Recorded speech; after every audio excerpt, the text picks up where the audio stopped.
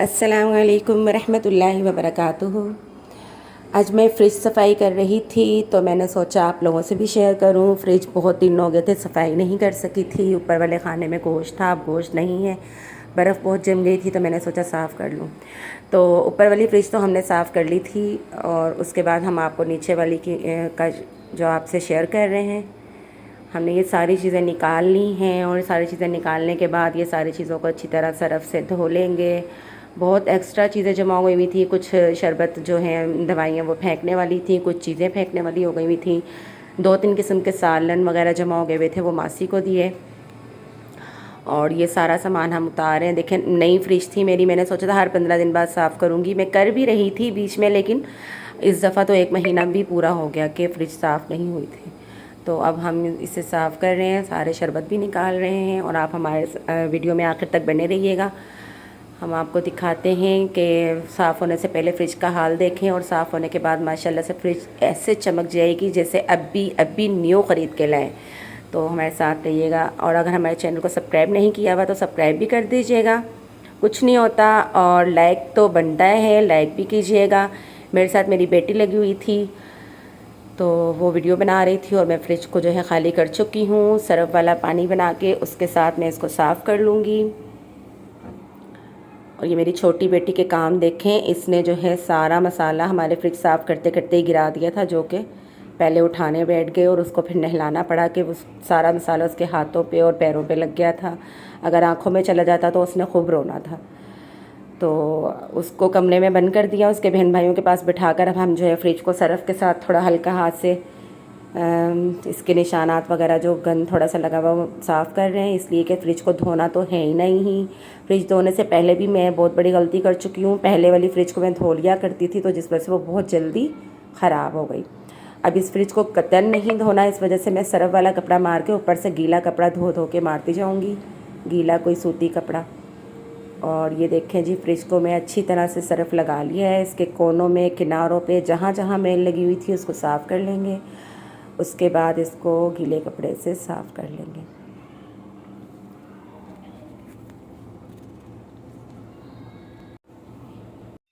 तो ये जो ना फ्रिज की सारी चीज़ें अंदर की कांच की हैं, बहुत एहतियात के साथ एक एक चीज़ को मैंने धोया और फिर सूखे कपड़े के साथ इनको दोबारा खुश्क किया और आराम आराम से मैं इनको लगा रही हूँ। बहुत ही ध्यान से सारा काम मुझे करना पड़ा फ्रिज का, और इसी तरह करना पड़ता है। साफ़ होने के बाद फ्रिज इतनी प्यारी और अच्छी साफ़ हो गई थी, सच्ची से यकीन करें ऐसा लग रहा था फ्रिज जैसे अभी आज ही न्यू आया है। तो ये मैंने इसके ढक्कन वगैरह धो के खुश्क कपड़ा मार के फिर इसमें सारी चीज़ें रख दी थी। और सुबह से अंडे जो है किचन में ही रहने दिए हुए थे वो भी हमने इसमें लगा दिए थे।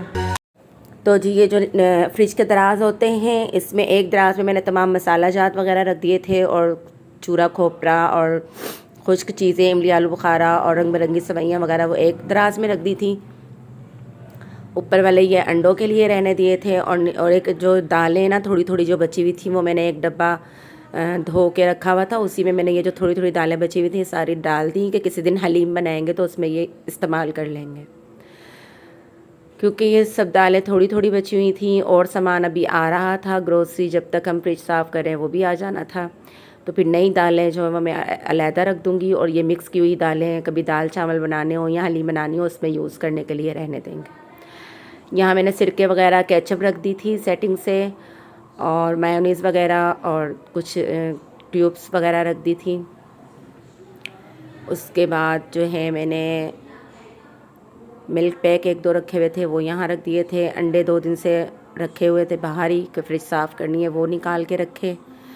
उसके बाद दूसरे ड्रॉज में जो है हमने दालें वगैरह सेट करके रख दी थी और फ्रिज ऐसे हो गई थी माशाल्लाह से बिल्कुल साफ़ सुथरी।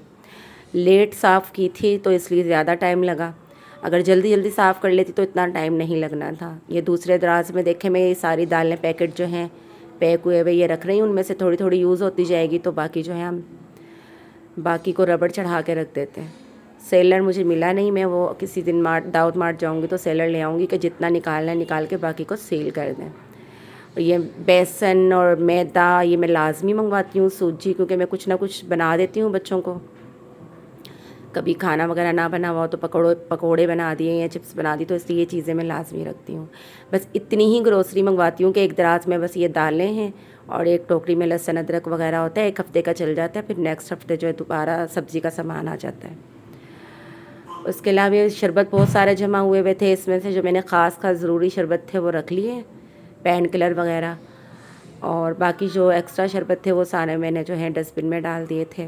और शरबतों को भी साफ़ कर के रखना पड़ रहा था, हर एक बार जो है थोड़ी सी डस्ट लग गई हुई थी या थोड़ा सा कह लें गीला हाथ लगने से, तो वो भी जो है सारे साफ़ करके मैंने रख दिए थे। यकीनन आप लोग भी फ्रिज बहुत अच्छी तरह से इसी तरह साफ़ करते होंगे, लेकिन मैंने फ्रिज साफ़ की तो मुझे बहुत मेहनत करना पड़ी, 1 महीने के बाद की थी। अगर रोज़ हाथ मार लिया जाए या हर हफ्ते हाथ सफाई कर ली जाए फ्रिज की तो फिर इतनी गंदी नहीं होती। तो ये जी देखें, मेरी फ्रिज माशाल्लाह से चमक रही है, कहीं कोई निशान नहीं है, कोई गंदगी नहीं है, और इसके डिशें ट्रे सब कांच की हैं, तो इसलिए ज़्यादा चमक पैदा हो गई है माशाल्लाह से। ये देखें जी, बिल्कुल साफ़ हो गई है। अब जो सब्ज़ियाँ आएंगी वो आराम से, ये तो ऊपर के 2 खाने खाली हैं उसमें रख लूँगी।